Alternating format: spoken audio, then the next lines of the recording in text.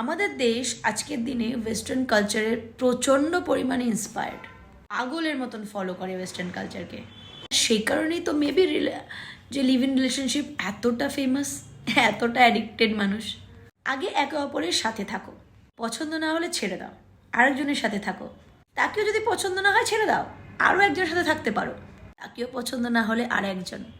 আর এর মাঝে যদি কোনো বাচ্চা কাচ্চা চলে আসে, চাইলে তুমি সিঙ্গেল মাদার থাকতেই পারো, আর চাইলে পার্টনারের নাম ইউজ করতে পারো।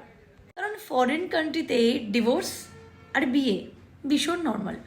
জানো, যেই মেয়েরা এত ফরেন কান্ট্রিকে, তাদের কালচারকে ফলো করছে, সেই মেয়েদের জন্য একটা কথা বলি যে প্রত্যেকটা ক্ষেত্রে কিন্তু সাফার মেয়েরাই করে।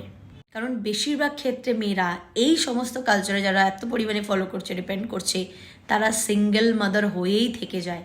ওয়েস্টার্ন কালচারে তো বাচ্চার দায়িত্ব পর্যন্ত কোনো ছেলেরা নিতে চায় না, কিন্তু আমাদের দেশে বিয়েটাকে প্রাধান্য দেওয়া হয়। বাচ্চা হওয়ার আগে পার্টনার সিলেক্ট করে দেওয়া হয়, যাতে ফিনান্সিয়াল সিকিউরিটি আর পারিবারিক যে ব্যাপারটা সেটা খুব ভালোভাবেই গড়ে ওঠে। বাচ্চা বাবা আর মা দুজনকেই পায়। বাইরের দেশে বিয়ে করে রেসপন্সিবিলিটি সবাই নেয় না। আমাদের দেশে বাবারা ফিনান্সিয়াল সমস্ত ডিউটিস পালন করে। আমাদের দেশে দেখো, বুদ্ধিজীবীরা এক্সপ্লোর করতে হবে লাইফকে, পার্টনার এক্সপ্লোর করতে হবে, লিভ ইনে থাকতে হবে,